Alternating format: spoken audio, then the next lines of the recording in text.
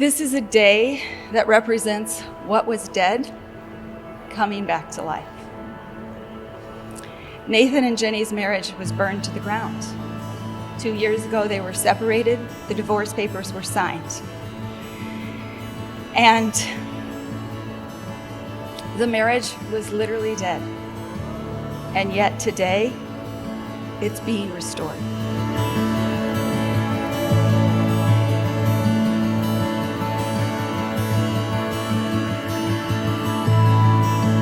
From the first time I ever saw you, I felt like my heart stopped.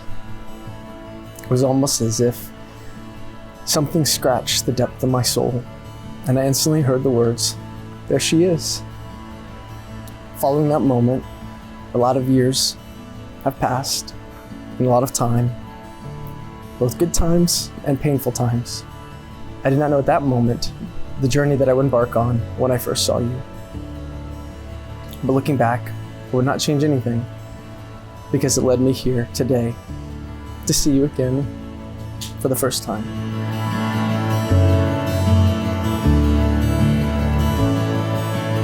I commit to continue to risk for you and with you for the rest of my life. I cannot wait to walk down the aisle with you again today and declare all my commitments and promises and undying love.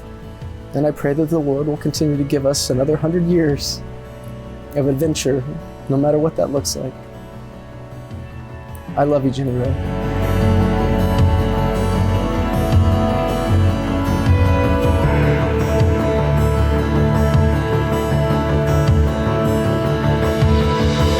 Dear Nathan, where do I even begin? This journey has simultaneously been the hardest and the most transformative thing I've ever walked through. When we met almost 22 years ago, I had no idea the course my life would take, and I'm glad that I didn't. I want you to know that I'm so proud of you. I'm proud of how you kept fighting, how you kept pursuing, how you kept growing and kept becoming.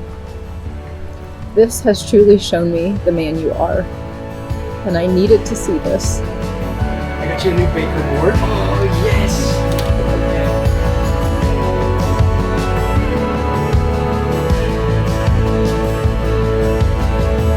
Today we're gathered here to celebrate and confirm the rededication of their marriage, and it's on Hosea's Heaven Day. And while I never met Hosea in person, I believe I've come to know him through their love, their commitment to each other, to their children, and to Hosea's presence forever in their life. Jenni Rae, I commit to be the man in your life that will get to love you, run with you, laugh with you, dance with you, pray with you, support you, make decisions with you, travel the world with you, build God's kingdom with you, and never again miss you. Today, before all these witnesses, I give you my promise. But here I was faced with a choice, an invitation, to continue living the same or to do something different. But my hope was in the fact that no matter what, life and freedom were on the other side, because resurrection always follows death. On this day 16 years ago at 6:28 Eastern Standard Time, we said goodbye to a son and a brother. We experienced death.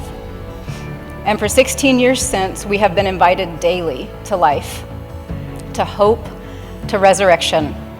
Even when things feel too far gone, too messed up, or too dead, the invitation has always been to abundant life in the midst of it all. A resurrected and restored life isn't a perfect one. It is a beautifully messy mixture of seemingly contradictory things, much like today.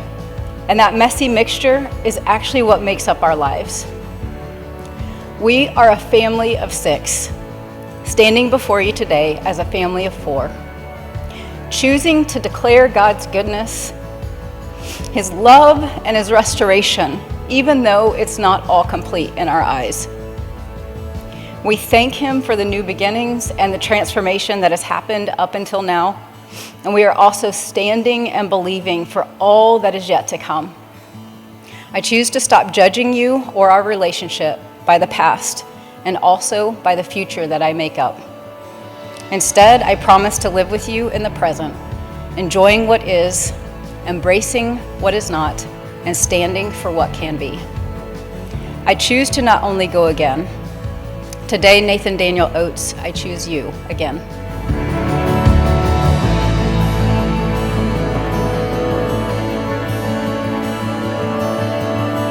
You may kiss the bride.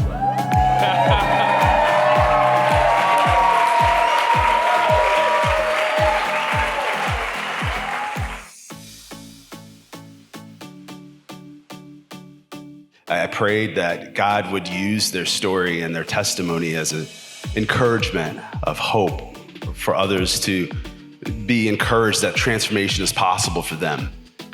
And that's a really cute and great thing to pray over someone until you realize is you're the person that needed that.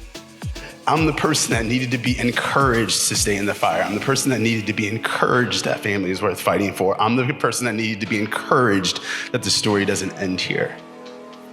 And so I want to say thank you. I want to say thank you, Nathan. Because of man, I'm relearning what real strength is about. Ladies and gentlemen, give it up for Jenni Rae and Nathan 2.0! Today is a celebration of y'all's commitment to each other and to stay in the work. And the things you've had to battle through would take most people out. And it almost took you guys out.